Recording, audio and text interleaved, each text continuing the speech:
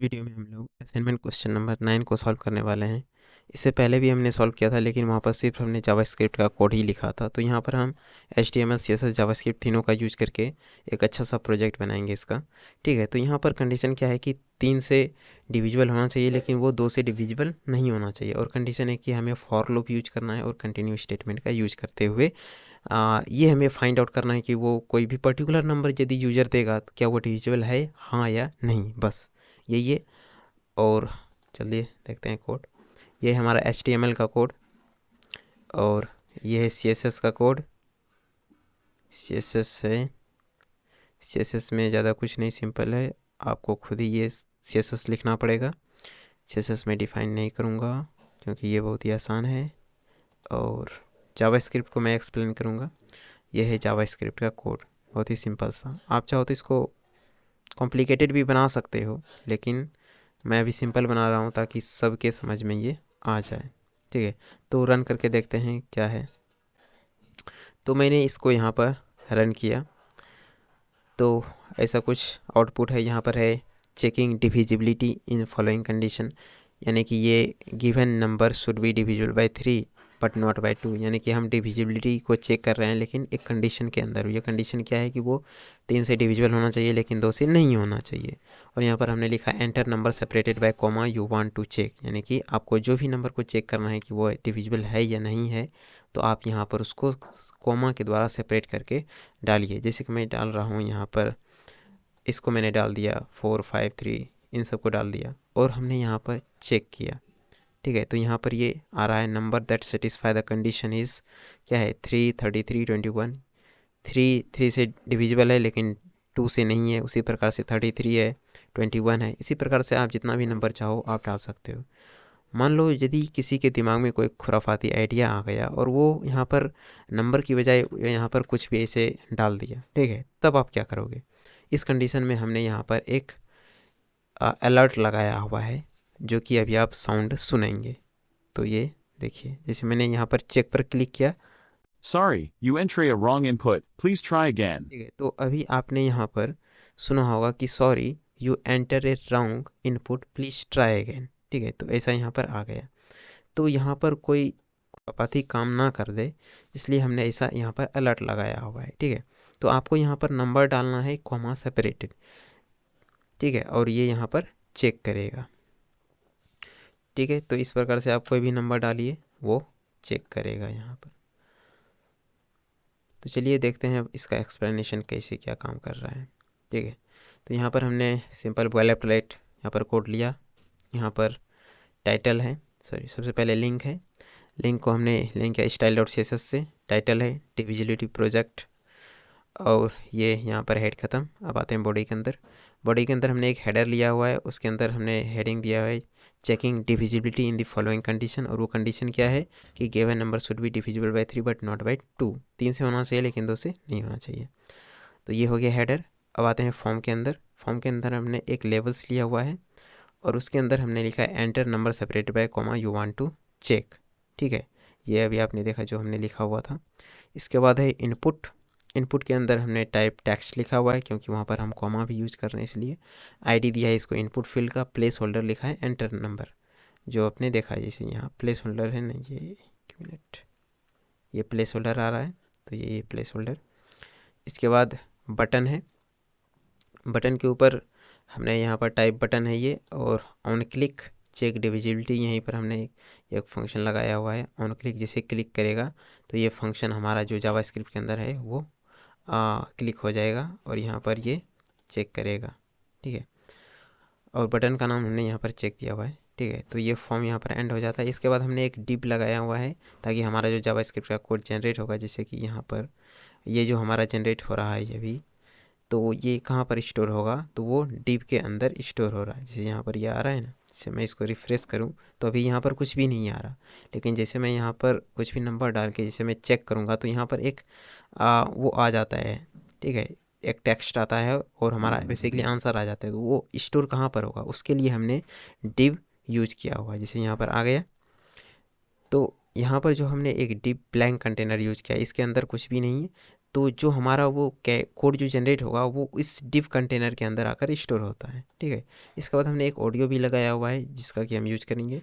Alert sound source हमने लगा दिया है हमारे कोड के अंदर, यहाँ पर फाइल के अंदर हमारे है, यहाँ पर ये है अलर्ट साउंड mp3 है ना, तो यहाँ पर हमने ये लगाया हुआ है, ये साउंड है, ठीक है।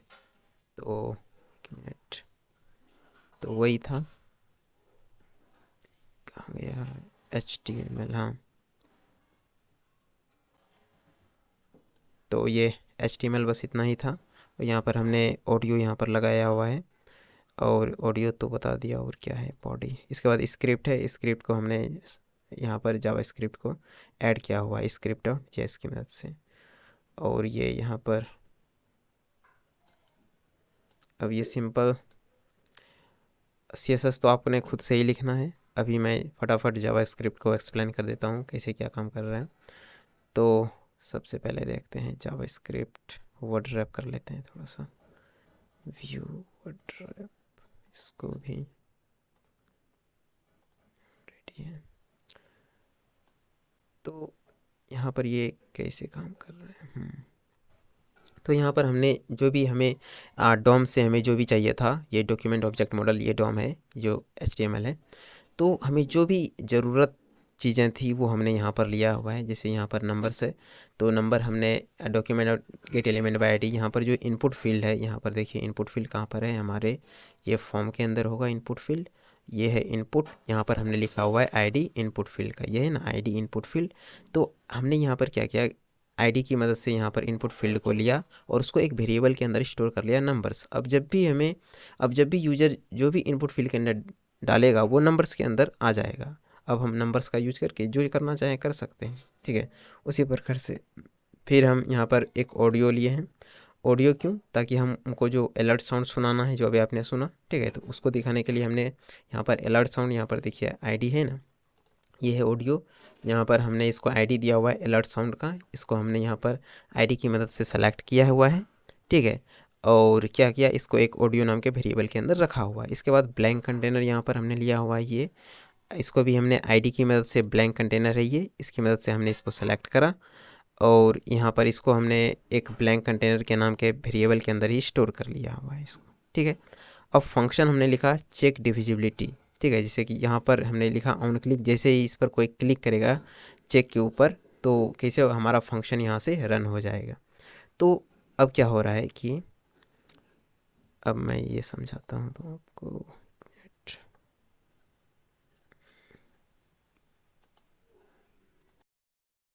तो यहाँ पर नंबर एरे नाम का हमने एक वेरिएबल बनाया, ठीक है। इसके बाद नंबर्स, ये नंबर्स क्या है आपको पता है, ये नंबर्स है। यहाँ पर ये नंबर हमने क्या करा है, जो भी यूज़र ने इनपुट डाला, जो भी कोमा सेपरेटेड करके यहाँ पर जो भी डाला गया, जैसे कि मैं आपको दिखाता हूँ, जैसे यहाँ पर यूज़र ने 45 33 और कोमा लगाते हुए इसने 21 और 3 और जो भी उसने डाला, तो ये यूज़र ने यहाँ पर इनपुट डाला, तो वो इनपुट कहाँ गया, वो इनपुट सबसे पहले आया इनपुट फील्ड के अंदर। अब इनपुट फील्ड से हमने गेट एलिमेंट बाय आईडी की हेल्प से हमने एक वेरिएबल के अंदर इसको स्टोर कर लिया। कहाँ पर स्टोर है, वो नंबर्स जो यूजर ने डाला वो नंबर्स के अंदर है, ठीक है। वो कहाँ पर स्टोर है, वो नंबर्स के अंदर है। अब हमें उस नंबर्स के अंदर से उस वैल्यू को बाहर निकालना है, ठीक है। तो हमने क्या करा, उस डॉट वैल्यू की हेल्प से हमने उस वेरिएबल के अंदर जो भी वैल्यू है डॉट वैल्यू की मदद से हमने उसको बाहर खींच निकाला। अब आपको एक चीज़ यहाँ पर पता होना चाहिए कि HTML के अंदर जो भी आप लिखते हो वो जब हम उनसे बाहर निकालते हैं, डॉम से जब भी बाहर निकालते हैं, वो एज अ स्ट्रिंग आता है, ठीक है। लेकिन हमें यहाँ पर चाहिए एरे। एरे क्यों चाहिए, क्योंकि हमें हर एक एलिमेंट के ऊपर ट्रेवर्स करके डिविजिबिलिटी चेक करना है, तो हमको हर एक एलिमेंट के ऊपर जाना पड़ेगा। तो इसलिए हमने इसको यहाँ पर क्या करा है, स्प्लिट की मदद से यहाँ पर क्या कर रहा है, इसको एक एरे के अंदर कन्वर्ट कर दे रहा है, ठीक है। और नंबर्स एरे नाम के वेरिएबल के अंदर ये स्टोर कर रहा है इसको, ठीक है। तो डॉट स्प्लिट यहाँ पर क्या कर रहा है कि ये जो स्ट्रिंग है इसको एक एरे के अंदर कन्वर्ट कर दे रहा है, ठीक, कोमा सेपरेटेड। इसके बाद तो आपको यहाँ पर स्प्लिट का क्या काम है ये पता चल गया। स्प्लिट क्या कर रहा है कि जो हमने वैल्यू निकाला उस नंबर्स के अंदर से, वो उसको एरे के अंदर कन्वर्ट कर दे रहा है और उसको एक नंबर्स एरे नाम के वेरिएबल के अंदर स्टोर कर रहा है, जिसका कि हम आगे फर्दर यूज करने वाले हैं उस पर ऑपरेशन परफॉर्म करने में। ठीक है, इसके बाद हमने एक डिविजिबल नंबर्स नाम का एक एम्प्टी एरे बनाया, जिसका कि हम यूज करेंगे कुछ स्टोर करने के लिए आगे। ठीक है, तो यहाँ हमने क्या करा, एक एम्प्टी डिविजिबल नंबर्स नाम का एक एम्प्टी एरे बनाया हुआ है। ठीक है, आगे यूज करेंगे इसको। इसके बाद हमने यहाँ पर फॉर लूप लगाया, जैसा कि क्वेश्चन में था, फॉर लूप और कंटिन्यू का यूज करके हमें डिविजिबिलिटी को चेक करना है। ठीक है, तो यहाँ पर क्या कर रहे हैं, तो यहाँ पर फॉर हमने लूप लगाया, let I equals to 0 initialize करा हमने। ठीक है, और I less than numbers dot length. Numbers dot length यहाँ पर नंबर्स एरे क्या है, ये एरे है जो कि यूज़र ने जो भी नंबर डाला, ठीक है, यूज़र ने जो भी नंबर डाला उसको हमने बाहर निकाला और एक एरे के अंदर कन्वर्ट करके हमने नंबर्स एरे के अंदर उसको रखा हुआ है। अब हमें इस एरे के ऊपर ट्रेवर्स करना है। ठीक है, हमें एक एक एलिमेंट के ऊपर जाना है और उसके ऊपर कंडीशन अप्लाई करके देखना है कि क्या वो डिविजिबल है, हाँ या नहीं। तो यहाँ पर नंबर्स एरे डॉट लेंथ क्या कर रहा है, हर एक एलिमेंट के ऊपर जा रहा है, इसके बाद उसको 1 से प्लस कर दे रहा है। तो सबसे पहले ये क्या करेगा, एक एक एलिमेंट के ऊपर जाएगा। ठीक है, यहाँ पर ये चेक कर रहा है क्या आई जो है ग्रेटर देन है, आई मीन कि ये आई क्या है, 0 है, और नंबर्स एरे डॉट लेंथ बड़ा है। यदि ये बड़ा है तो ये आगे चेक करेगा। सबसे पहले यहाँ पर चेक क्या कर रहा है कि यहाँ पर जो कांस्टेंट करेंट नंबर है, ये क्या कर रहा है कि नंबर्स एरे जो है उसको एक इंटीजर के अंदर कन्वर्ट कर दे रहा है। ठीक ना, नंबर्स एरे यानी कि जो एक इंडेक्स है, मान लो कि यार ये आपने एक नंबर डाला, ठीक है, अब ये क्या होगा, ये कन्वर्ट हो जाएगा एक एरे के अंदर। ठीक है, एरे के अंदर आपको पता है कि 0th index, first, second, third, fourth ऐसे करके इंडेक्स होता है, तो हर एक इंडेक्स के ऊपर जाएगा। तो यहाँ पर इंडेक्स हम कैसे डिफाइन कर रहे हैं कि नंबर्स के अंदर आई लिख दे रहे हैं, ये एक वेरिएबल हो गया। ठीक है, नंबर्स एरे के अंदर आई ये एक इंडेक्स को डिनोट कर रहा है। मान लो ये फर्स्ट इंडेक्स पर गया, यानी कि सबसे पहला कौन सा इंडेक्स होता है, 0th इंडेक्स होता है, सबसे पहले 0th इंडेक्स पर गया। तो सबसे पहले 0th इंडेक्स पर जाकर ये क्या करेगा कि सबसे पहले जो वो एरे है ना, वो इसको इंटीजर के अंदर कन्वर्ट कर देगा, और इंटीजर के अंदर कन्वर्ट करने के बाद वो करेंट नंबर नाम के वेरिएबल के अंदर स्टोर कर लेगा। ठीक है, इसके बाद हमने यहाँ पर लगाया हुआ है कि इज़ नॉट ए नंबर। यदि करेंट नंबर एक नॉट ए नंबर है, ठीक है, तो हमें एक अलर्ट मैसेज करना है। नॉट ए नंबर का मतलब, मान लो उसने कुछ भी ऐसा लिख दिया जो कि नंबर नहीं है, मान लो उसने अल्फ़ाबेट लिख दिया, कॉलन लिख दिया, कुछ भी ऐसा चीज़ कैरेक्टर लिख दिया जो कि नंबर नहीं है, तो हमको क्या करना है, वहाँ पर एक अलर्ट देना है कि सॉरी, आपने इनपुट जो है गलत डाल दिया है, आप सही इनपुट डालो। ठीक है, तो यहाँ पर इज़ एन एन का, यहाँ पर जो भी हमने लिखा हुआ है इज़ एन एन, इस कोड का मतलब यही है कि यदि कोई यूज़र कुछ गलत इनपुट डाल देता है तो उसको हमें अलर्ट मैसेज करना कि भाई आपने जो है कि इनपुट में कुछ मिस्टेक्स कर दिया है, कृपया आप नंबर डालें, क्योंकि यहाँ पर हम चेक कर रहे हैं नंबर को। ठीक है, तो इसलिए हमने यहाँ पर एक अलर्ट लगाया हुआ है। और ऑडियो डॉट प्ले क्या करता है, हमने यहाँ पर एक ऑडियो बनाया हुआ है ना, जो कि हमारा ऑडियो को रख रहा है अपने साथ में। तो ऑडियो डॉट प्ले क्या करता है, ये हमारे ऑडियो को प्ले कर देगा जब ये, मान लो हमने कुछ भी एंटर करा, जैसे कि मैं यहाँ पर मैंने दिखाया था लेकिन फिर से मैं कर रहा हूँ। ठीक है, मान लो हमने कुछ भी डाल दिया, डॉलर और ये एंड स्टार वगैरह कुछ भी हम डाल दे रहे हैं यहाँ पर, ताकि ये एरर आ जाए। और ये Sorry, you entered a wrong input. Please जैसे try हमने यहाँ again. पर चेक, आपने सुन लिया। ठीक है, तो इसीलिए हमने यहाँ पर ये किया है, ताकि कोई भी इसके अंदर कुछ भी ना डाल दे। ठीक है, तो आगे देखते हैं। आपको ये समझ में आ गया कि हमने if isNaN, isNaN मतलब होता है नॉट ए नंबर, इज मतलब है यदि वो एक नॉट ए नंबर है, यानी कि वो नंबर 1 2 3 4 5 ऐसे वो नंबर नहीं है, बल्कि वो कुछ कैरेक्टर है, कुछ अल्फ़ाबेट है, ABCD ऐसे कुछ भी उसने डाल दिया रैंडमली, तो उस केस में हमको एरर देना है उसको कि भाई तुम गलत कर रहे हो, ऐसा नहीं करना आपको।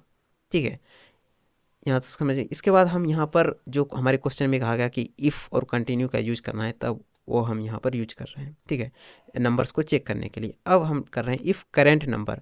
करेंट नंबर क्या है, ये जो करेंट नंबर यहाँ पर है, यहाँ पर जो एरे के अंदर था, ठीक ना, एरे को हमने एक इंटीजर में कन्वर्ट किया, और इंटीजर को कन्वर्ट करके हमने किसके अंदर रखा है, करेंट नंबर के अंदर रखा है। अब ये करेंट नंबर एक इंटीजर है। ठीक है, इंटीजर को अब हम चेक कर रहे हैं क्या वो 2 से डिविजिबल है। यहाँ पर ट्रिपल इक्वल स्ट्रिक्ट इक्वालिटी है, यानी कि वो नंबर्स के साथ साथ टाइप को भी, डेटा टाइप को भी यहाँ पर चेक कर रहा है, ठीक है ना। तो स्ट्रिक्ट इक्वालिटी है यहाँ पर चेक कर रहा है कि क्या वो जो नंबर है वो 2 से कम्प्लीटली डिविजिबल है। यदि वो है तो कंटिन्यू कर दो। कंटिन्यू का मतलब क्या है कि उसको छोड़ दो, उसको लीव कर दो, उसको हटा दो, उसको स्किप कर दो, आप जो भी बोलना चाहो। तो कंटिन्यू का मतलब कि उस नंबर को, यदि वो 2 से डिविजिबल है, उसको छोड़ दो, तुम उसको कुछ मत करो, आगे बढ़ जाओ, ठीक है। और इफ़ करेंट नंबर, और जो करेंट नंबर जो कि इंटीजर है अभी 3 से डिविजिबल है, ठीक है। यदि वो 3 से डिविजिबल है तो क्या करना है, डिविजिबल नंबर डॉट पुश, यानी कि डिविजिबल नंबर्स। अब देखो ये डिविजिबल नंबर्स क्या है। डिविजिबल नंबर हमने आपको बताया था कि हमने ये एक एरे बना कर रखा हुआ है, खाली है, एम्प्टी है, खाली, इसके अंदर कुछ भी नहीं है, ठीक है ना। तो यहाँ पर जब ये कंडीशन, यानी कि कोई जो नंबर है वो 2 से डिविजिबल होगा तो उसको स्किप कर देगा, और यदि वो 3 से भी डिविजिबल है तो वो क्या करेगा, डिविजिबल नंबर डॉट पुश। आपको याद होगा कि डॉट पुश का क्या काम है कि ये एलिमेंट को ऐड करने का काम करता है, ठीक है। जो भी कंडीशन, यानी कि जो 2 से कंप्लीटली मतलब डिविजिबल नहीं होगा और 3 से डिविजिबल होगा, हमारे क्वेश्चन में यही तो था, क्या था कि हमें एक फॉर लूप यूज करना है, कंटिन्यू स्टेटमेंट यूज करना है, और कंडीशन क्या था कि 3 से ये डिविजिबल होना चाहिए, है ना, 3 से डिविजिबल होना चाहिए, लेकिन 2 से डिविजिबल नहीं होना चाहिए। तो 2 से डिविजिबल नहीं होना चाहिए, तो इसके लिए हमने क्या करा, उसको छोड़ दो भाई, यदि डिविजिबल है तो उसको छोड़ दे, ठीक है। तो यहाँ पर डिविजिबल नंबर्स क्या कर रहा है कि डिविजिबल नंबर, हमने यहाँ पर एक एम्प्टी एरे बनाया हुआ था, तो डॉट पुश मेथड का यूज करके वो क्या कर रहा है, उसके अंदर उस एलिमेंट को डाल रहा है, ठीक है। यहाँ पर करेंट नंबर क्या है, करेंट नंबर वही नंबर है जो कि चेक कर रहे हैं हम यहाँ पर इफ़ के अंदर, और यदि 2 से डिविजिबल है, 3 से डिविजिबल है, ये हम चेक कर रहे हैं।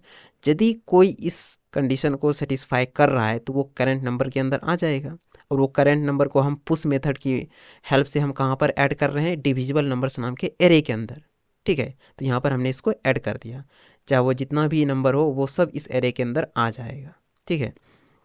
तो यहाँ पर ये आपको समझ में आ गया कि इफ़ वाला और कंटिन्यू वाला, कंटिन्यू का मतलब कि उसको स्किप कर देना, उसको छोड़ देना, ठीक है।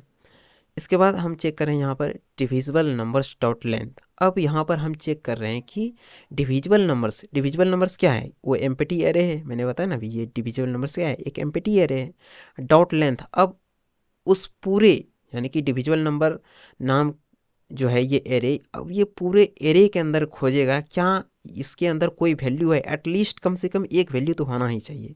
यहाँ पर 0 ग्रेटर देन 0 क्या मतलब है कि ये चेक कर रहा है कि उसके अंदर एटलीस्ट 1 एलिमेंट तो होना ही चाहिए, ठीक है। यदि उसके अंदर एक भी एलिमेंट है तो वो क्या करेगा कि blank container dot inner HTML. Blank container क्या है, मैंने ऊपर डिफाइन करा था, ये देखो ब्लैंक कंटेनर है ना। तो ब्लैंक कंटेनर क्या है, वो खाली डिव एलिमेंट है। यहाँ पर देखो ये कहाँ गया, ये है ना डिव, खाली डिव। यहाँ पर हमने इसके अंदर कुछ लिखा हुआ है, नहीं लिखा है। तो यहाँ पर ये खाली कंटेनर, ये ब्लैंक कंटेनर को दिखा रहा है। इस ब्लैंक कंटेनर को हमने एक वेरिएबल ब्लैंक कंटेनर के नाम के अंदर ही रखा हुआ है। तो जो भी जनरेट होगा ना वो इस वेरिएबल के अंदर आ जाएगा। तो यहाँ पर हम क्या कर रहे हैं कि डॉट इनर एचटीएमएल की हेल्प से इस ब्लैंक कंटेनर के अंदर हम ऐड कर रहे हैं। क्या ऐड कर रहे हैं, एक स्ट्रिंग हम ऐड कर रहे हैं, numbers that satisfy the condition, जो कि यहाँ पर आ रहा था। जैसे हमने यहाँ पर कुछ भी नंबर डाला, मान लो इसको हम डाल रहे हैं और चेक कर रहे हैं, तो यहाँ पर एक नंबर आ रहा है ना। तो ये यहाँ तक तो हमने स्ट्रिंग डाला हुआ है, इसके बाद ये कैसे 3, 33, 21 ये कैसे आ रहा है, ये आ रहा है इसकी मदद से, plus divisible numbers. Divisible numbers क्या है, एरे है, इसके अंदर जो भी वैल्यू है वो यहाँ पर डाल दे रहा है, ठीक है।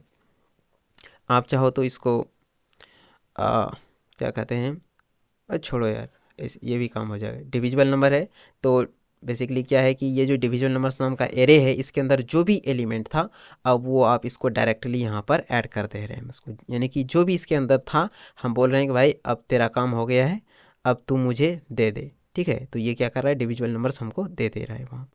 और एल्स, मान लो कि यदि उसके अंदर एक भी एलिमेंट नहीं है, मान लो हम कुछ ऐसा नंबर डाल रहे हैं कि उसके अंदर कुछ आ ही नहीं रहा है, मतलब कि जो कि 3 से तो डिविजिबल क्या था कंडीशन हमारा कि 3 से डिविजिबल होना चाहिए लेकिन 2 से नहीं होना चाहिए। तो ऐसा कंडीशन यदि वो मीट नहीं कर रहा है तो एल्स पे हमने क्या प्रिंट करा कि blank container dot inner HTML, यानी कि वो जो ब्लैंक कंटेनर था उसके अंदर तुम क्या ऐड कर दो, no number satisfy the condition, कि आपने भाई जो भी नंबर डाला था वो कंडीशन को सेटिस्फाई नहीं कर रहा है। ठीक है, बस सिंपली इसका ये मतलब था।